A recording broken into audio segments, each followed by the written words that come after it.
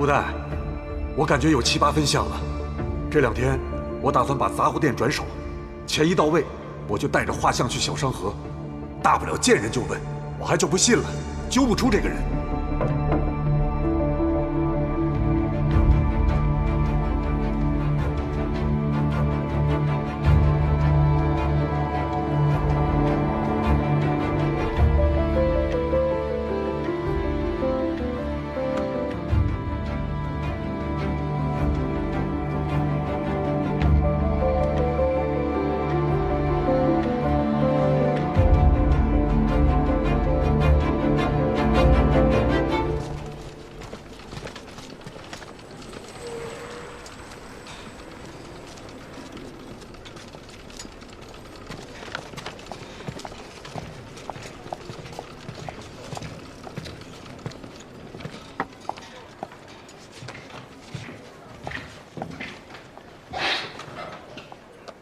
很会选地方，内外都有摄像头，人也很多，很懂得保护自己。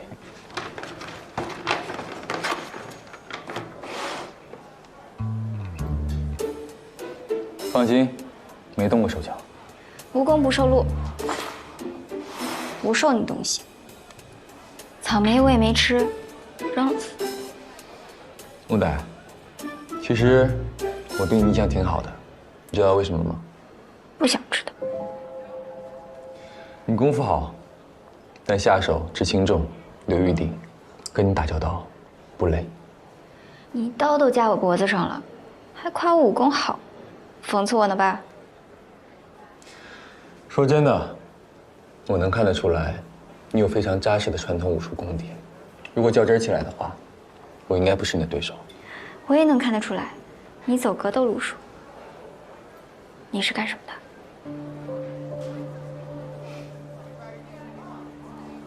无所谓，我也不想知道。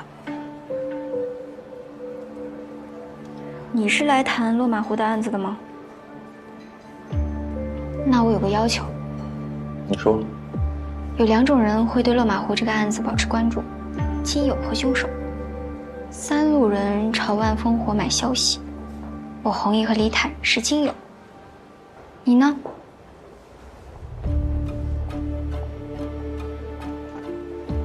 你对我弘毅挺了解的吧？李坦你也挺熟的吧？你找我聊可以，那你要我们全盘托出，你自己藏着掖着的，不太好吧？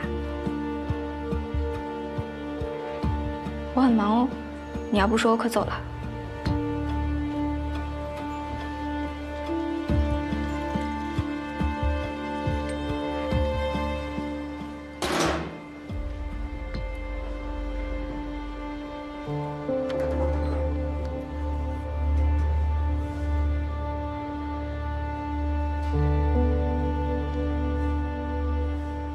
你父母和你妹妹？男的是我叔叔，我叔叔叫罗文淼，是个历史学家。叔母去世之后，他为了专心研究地狱史，带着女儿娉婷搬到了小长河。大概2年前，叔叔忽然失踪了，娉婷报了警，我也帮忙回来找。没过多久，叔叔突然自己回来了。 叔叔，爸，没事吧？没事。问他去了哪儿，他说是龙马湖。叔叔经常去外地出差做学术拜访，我就没在意。可当天晚上，发生了一件奇怪的事情。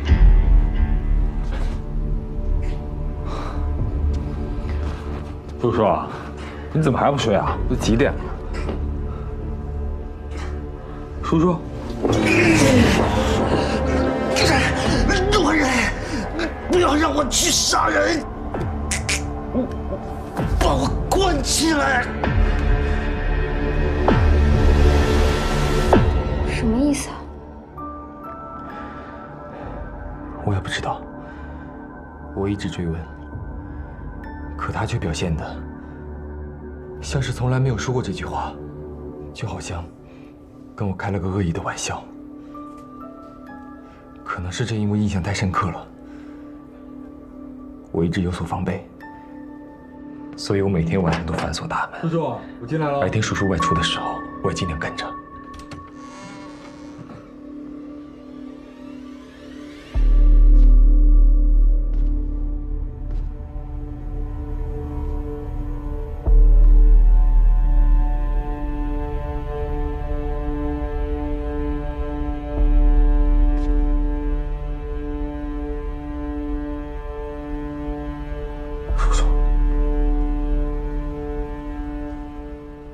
这是在干嘛？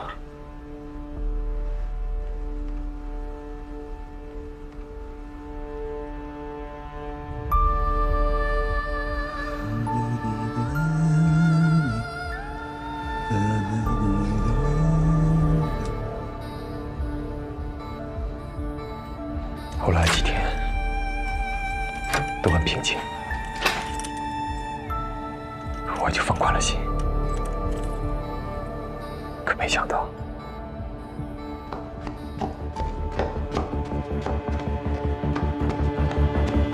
陆小刀，快醒醒，醒醒！我爸他不见了。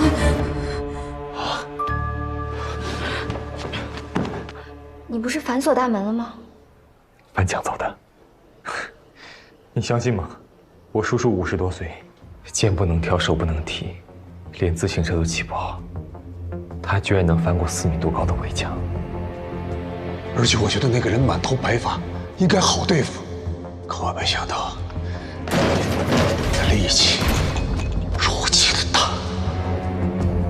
我立刻追出去，途经一条小巷，巷子里有一户着火了，里面有人在厮打。你去看了？屋里的景象很惨。李坦是不是也在啊？刚开始我以为李坦是凶手，因为我进去的时候看到他正掐着我叔叔的脖子。你知道的，有的时候你只是看到一个画面，并不是真相，但你会仓促下结论。我知道。当时我把李坦给打晕了，叔叔就在这个时候跑了。我看到他的眼神，那种嗜血的眼神，我立刻明白是我搞错了，我叔叔才是凶手。当我追出去之后，看到他的速度和力量，那根本不是我叔叔，可他确实是我叔叔。那后来呢？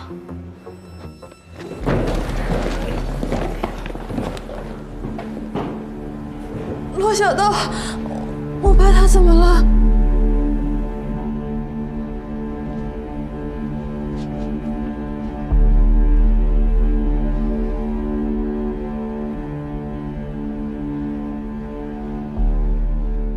叔叔，你是不是杀人了？啊！说话，老人，不要让我出去。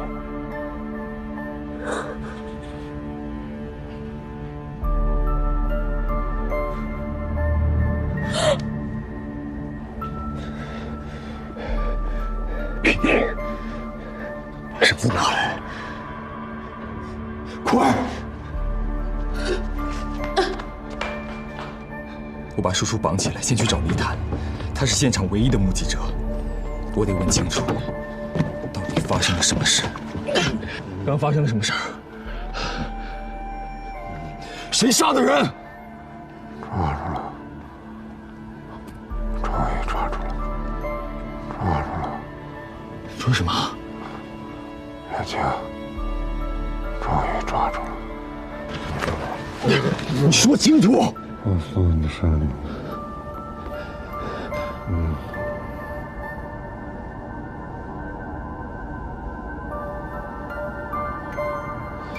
我赶着送李坦去医院，于是把叔叔反锁在书房里面，吩咐娉婷等我回来商量。李坦误会大了，回去我跟他解释解释。我以为把人绑上，反锁在书房里面，双重保险。短时间内不会出现任何问题。我已经尽最大速度赶回来了，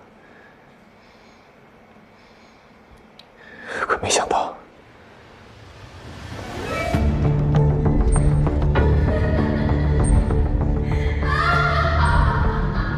叔叔死了。娉婷，娉婷疯了。我不知道究竟发生了什么事情，也许他听说我要报警，赶紧把叔叔放了出来。可法医鉴定，叔叔是自杀。那娉婷为什么会疯呢？就算目睹叔叔自杀，至于被吓疯，直到我见到了曾春娇，了解到柳树海当时发生的情形，我才意识到，娉婷也许经历了同样可怕的事情。整件事情都太诡异了。我从这个案子开始回溯，从丽潭开始查，知道了落马湖案。但落马湖案的真凶绝对不是我叔叔，他那个时候还在国外求学。后来了解到了有霍子红是好人物，然后我整合我所能寻求的一切线索。如果这是一场大戏，现在整个戏演都在霍子红一个人身上。陆丹，我需要你的帮忙。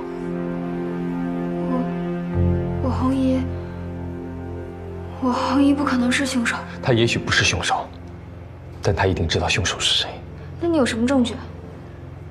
你还记不记得昨晚我们在后面聊了一会儿，他上来就问道：“他没一起来吗？”那个他是我叔叔，我叔叔当时就已经死了，一个死了的人，怎么可能做到一起来呢？他还没死吗？活得挺好。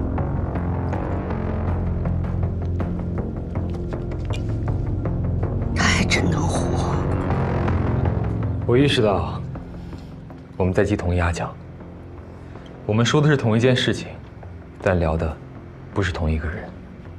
他说的不是我叔叔，而是真正的凶手。他的语气让我觉得他跟凶手打过交道，于是我扎了他一下。你知道落马湖案的真凶是谁？你也不是真正的霍子红。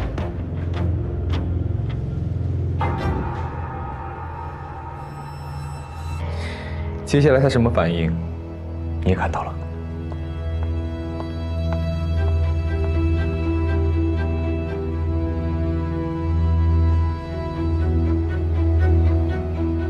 想起什么了？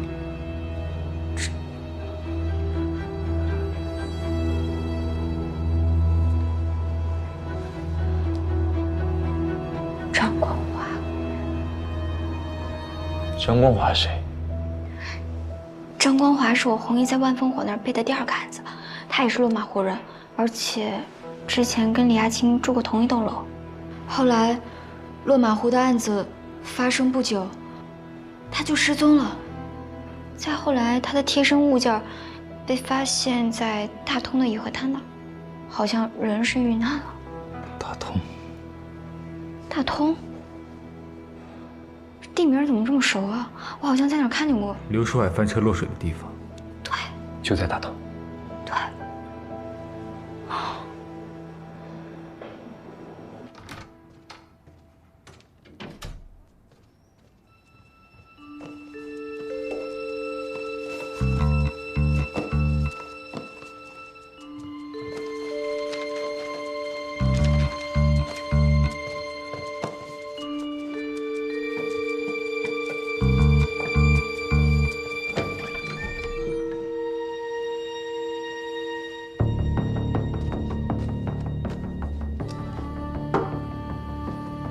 红姨把张光华的资料放哪儿了呢？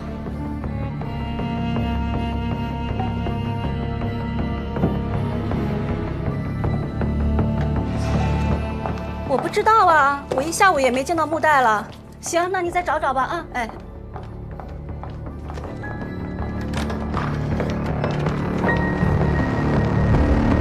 哎，这又是唱的哪一出啊？啊？红姨，来啦！我这个哎，最近发生太多事儿了，我想祈祷一下，保佑咱们酒吧平平安安的。哎，红姨，你都来了，那你来吧。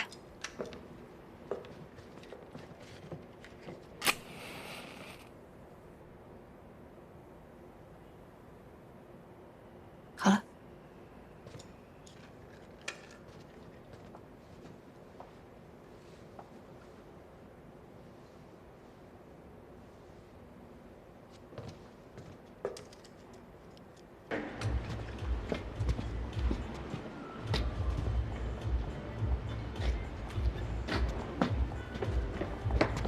怎么样？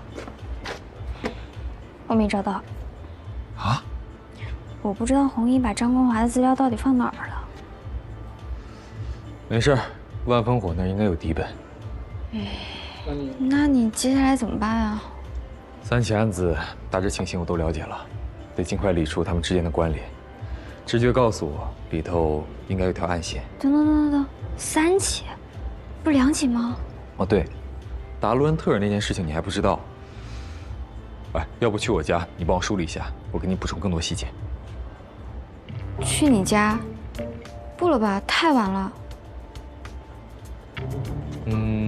也行。那我就不送了啊。再联系。行。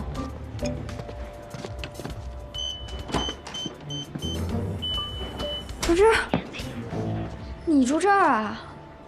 那我这……请进。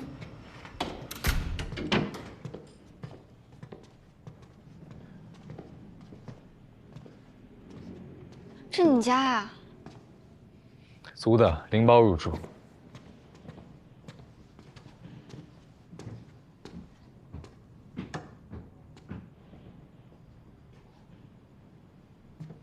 来啊！去哪儿？房间。啊？哎，资料在我房间。哦。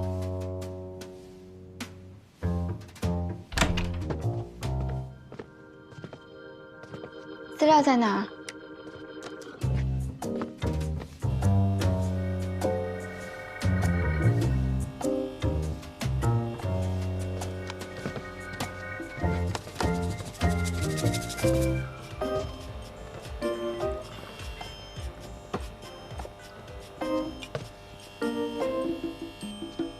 这里能看到酒吧啊，还能看到我房间呢。我说这2天怎么总有一种被人偷窥的感觉？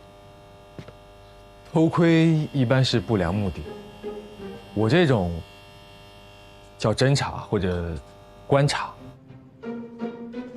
来看资料，刘树海死前提过2个案子，一件是落马湖，另一件岑春娇没说。所以你私下向岑春娇买通了消息？这个案子发生在5年前，达伦特尔，牧区，冬天，犯案的手法也是先杀人，后使用鱼线。不过这个案子没人知道。没人知道。受害者被雪困住，也有狼群。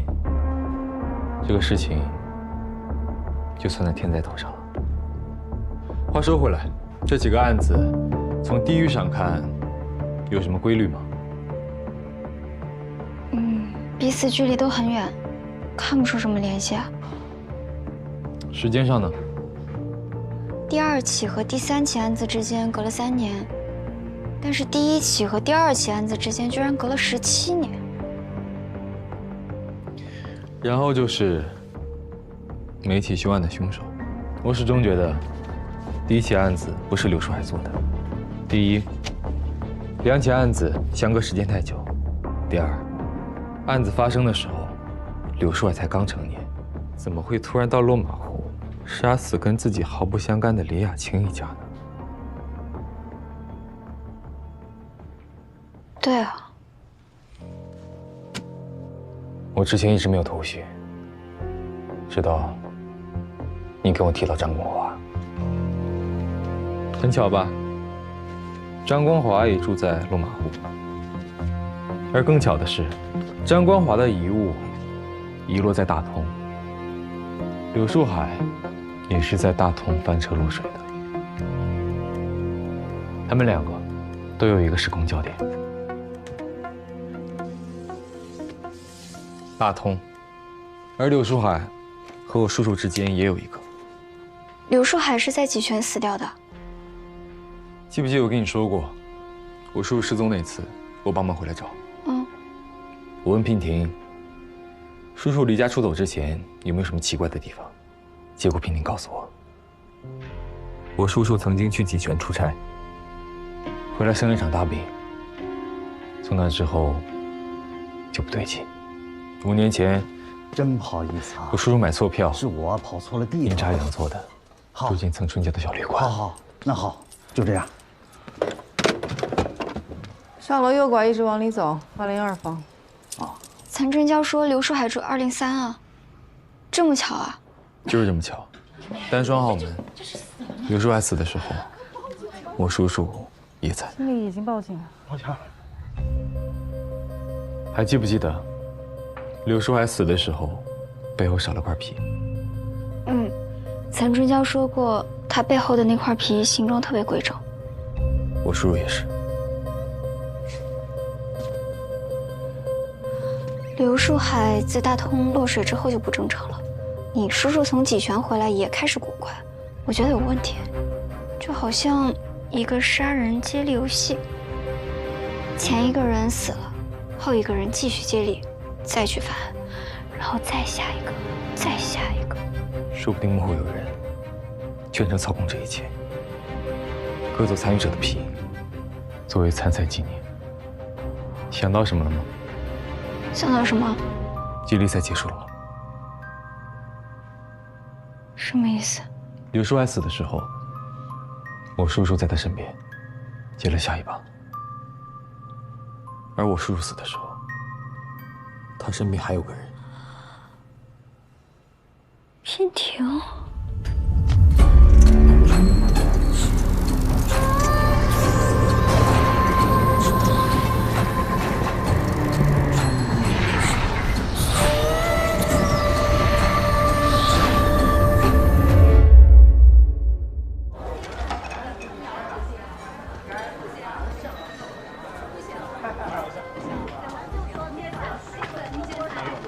打扰一下，慢用啊！谢谢。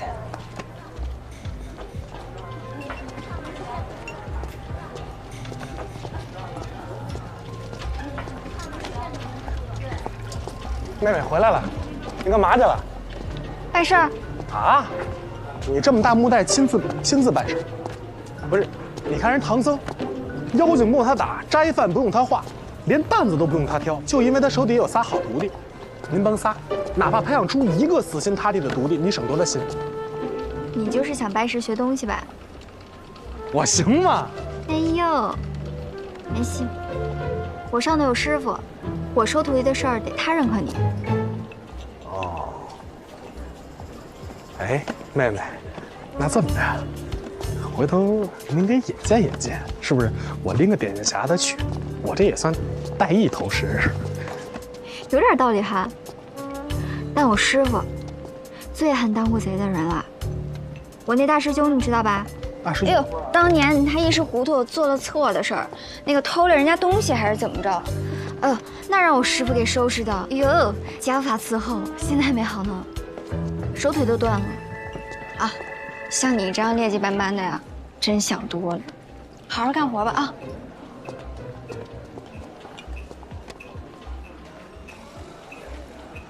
气性也太大了。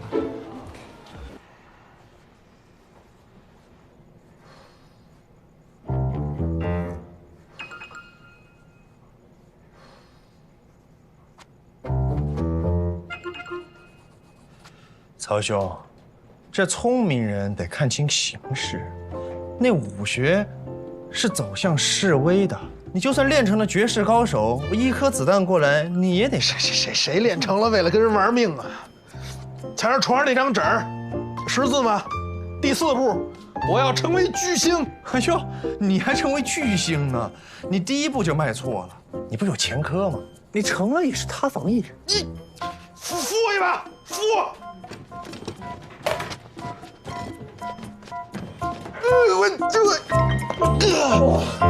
这你竟然练啥呀？哦，不要随便评价别人的梦想。哎呦，你还有梦想呢？行，那我也有梦想呢。还问我什么梦想？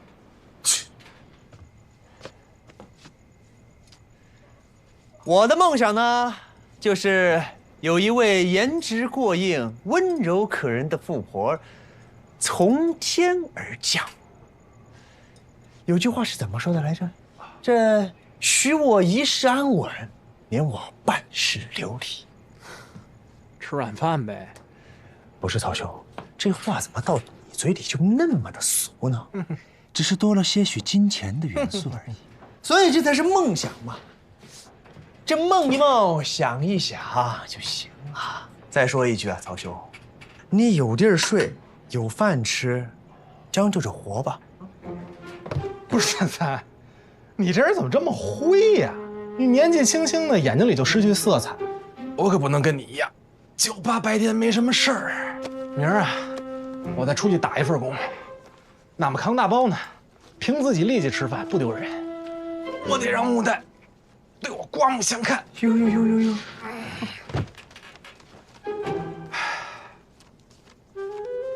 啊，对了，哥们儿，如果有一天啊，我这第4步要真成了，别去举报我啊。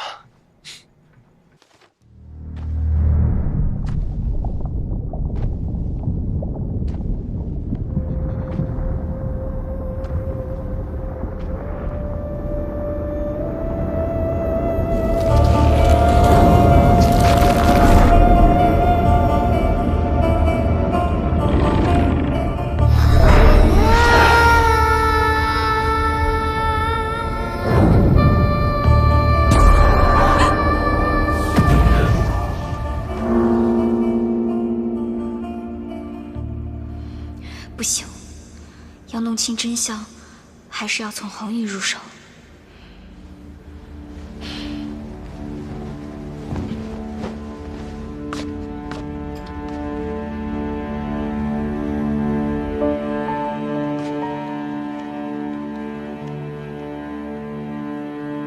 还没睡呢。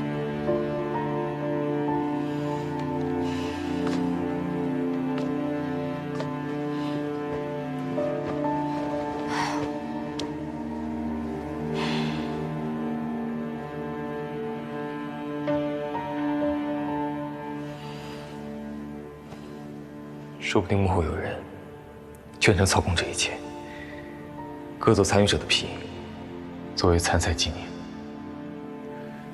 割皮的人应该就是终极大 BOSS 了。这人会是张光华吗？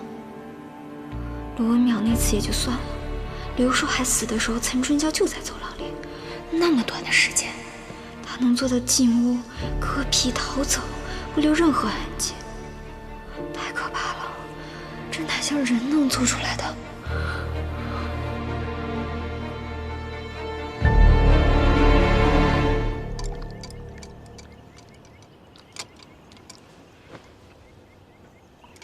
都怎么了？还不是因为那个李坦，气死人了。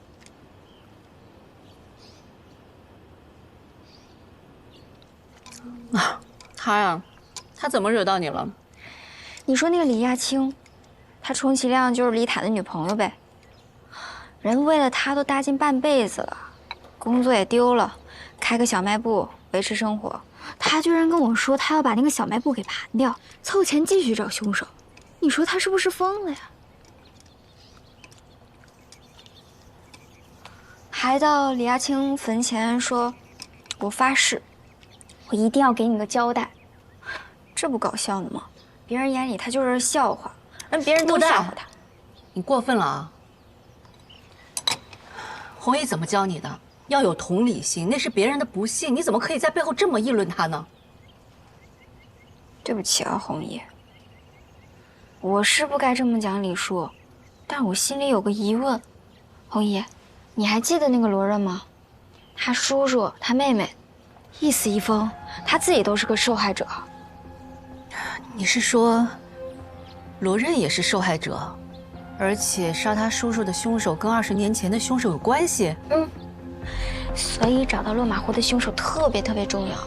红姨，我都看得出来你知道一些事的，可不可以在不伤害自己的情况下，把能讲的讲出来？木代，你想多了。红衣真的什么都不知道。我要是知道的话，我犯得着让那个万夫火去打听干什么？行了，你别问了。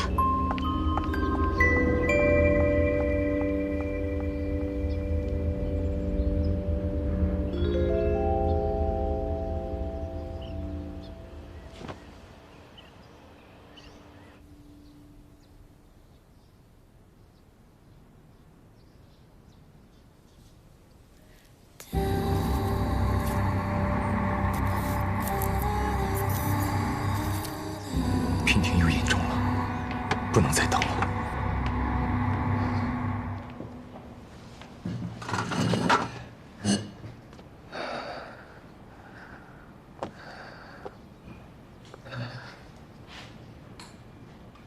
木代，可以给我李坦的联系方式吗？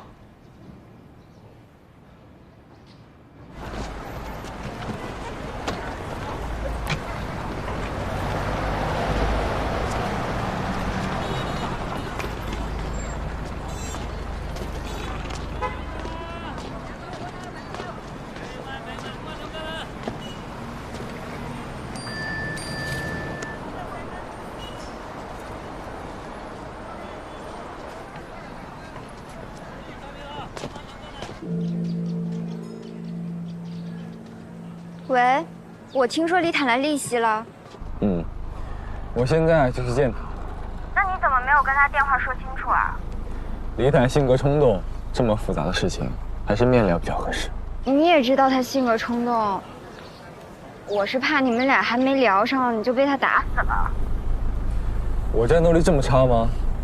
总之你们见了面先讲清楚，免得误会。哎，我要不是答应红姨陪她来庙里，我就跟你一起去了。放心吧，聊几句而已，不会出事的。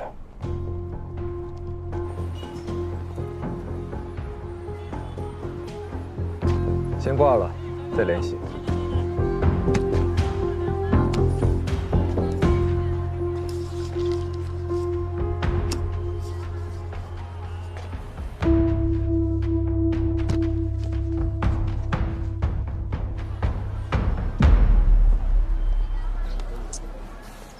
这不过河拆桥吗？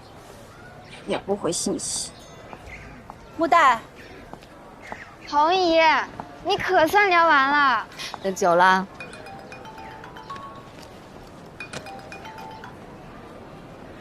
林叔，你怎么满头大汗的？我找着凶手了，老子死了，骗一个了。但是我找到这小的，我也算整瞑目了。罗任，不是李叔，李叔你搞错了。你知道他们在哪儿吗？罗任家。走，快走。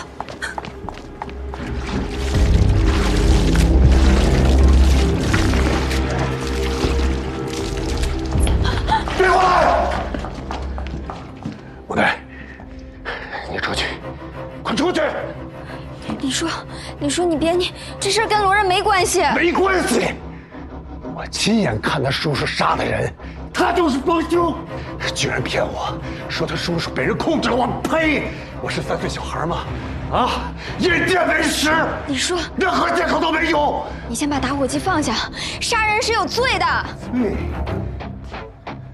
我连命都豁出去了，22年了，22年了，我终于可以给雅青一个交代了。李坦，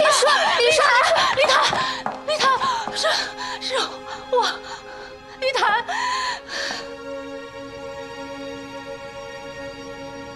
雅青，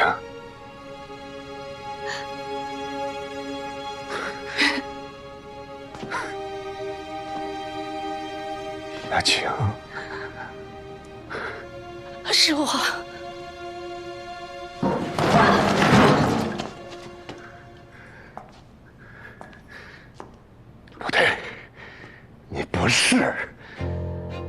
你是李亚庆的双胞胎妹妹。你们都想骗我！我就是亚庆，我就是李亚庆，我是。不是亚庆，不是。你不是亚庆。我是李亚庆，我就是你忘了？你忘了吗？我们第一次见面的时候，在你单位附近的川菜馆，你点了一个西红柿蛋挞，那个鸡蛋是完整的。我说不应该这样，蛋花应该是打散的，但是你说川菜就应该这么做，你忘了吗？你还说你不能喝酒，对不对？你还记得吗？我真的就是李亚庆。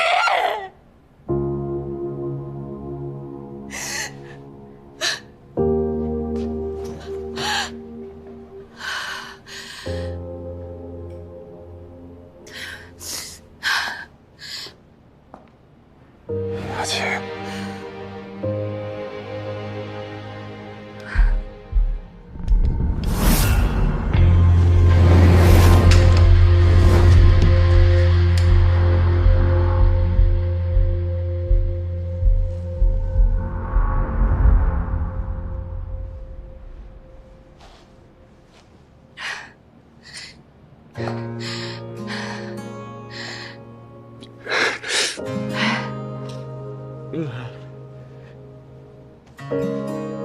李探，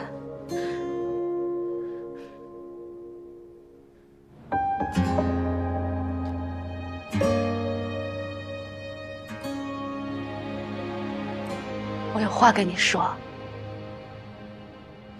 哎，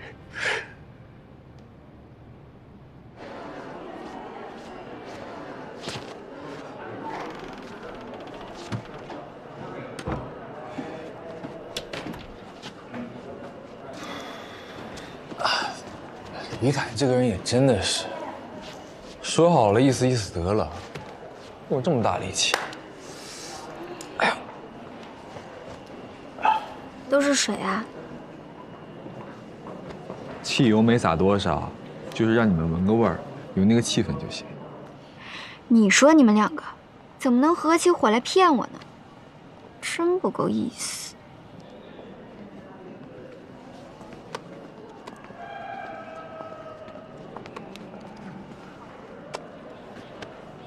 郑博早上发给我的。对不起啊，我没时间等了。娉婷唱的歌是我叔叔杀人前唱的。我本来想跟你商量一下的，但是一来李坦是个急性子，二来我们都觉得不告诉你们一切反应都是真实的，效果反而好。事态紧急，所以行了下策。我前2天不是睡不着吗？然后我就在想，这个案子的事儿，我突然冒出一个想法来。你说？你说，那幕后的主谋会不会是超自然力啊？这很奇怪吗？不好意思，刘树海掉进河里之后性情大变，是被控制了，后来死在小旅馆里，又控制了你叔叔。所以你觉得现在娉婷疯了，是被这种力量控制了？对啊。所以我们现在应该找大师帮忙喽。说说嘛，说能不能说啊？哎，现在肯喝我的水了啊！这一次是真的下了毒。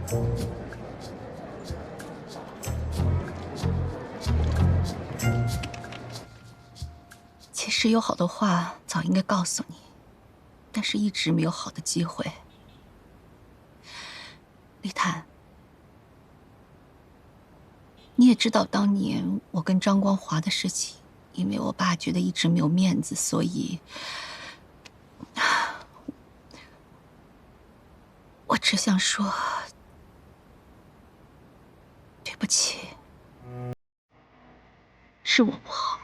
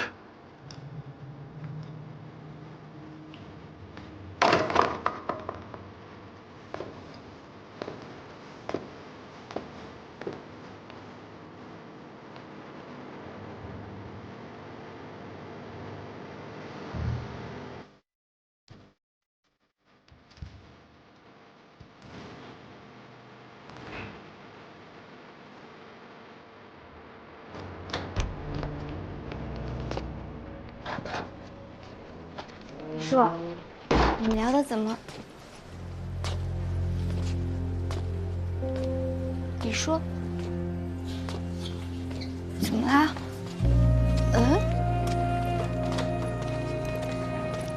李叔，您去哪儿啊？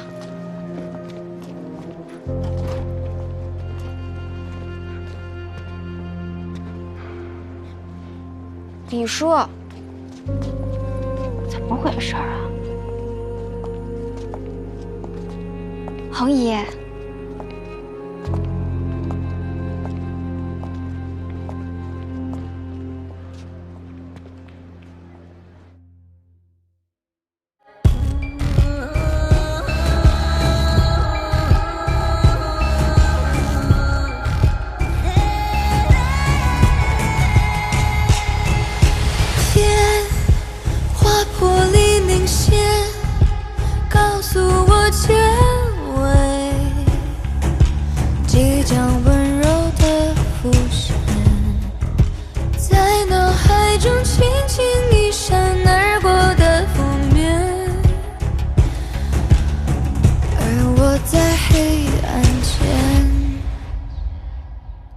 人的守着分两面，一面是注意，一面在等你。这场游戏始终没结局，踏着走过的痕迹。你换作是我，默契我没提。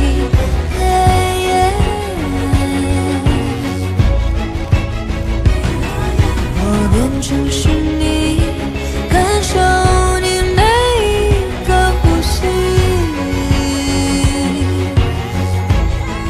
然后继续坚信天划破黎明线，告诉我结尾，即将温柔的浮现，在脑海中轻轻一闪而过的负面，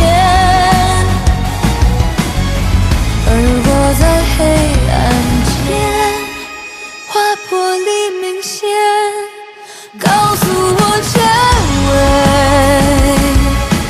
即将温柔的浮现，在脑海中轻轻一闪而过的负面，而我在黑暗间。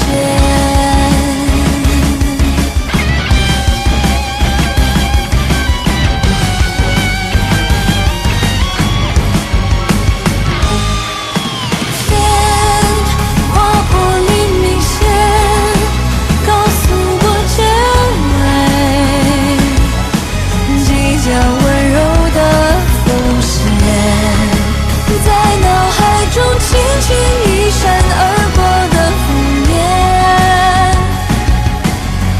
而我在黑暗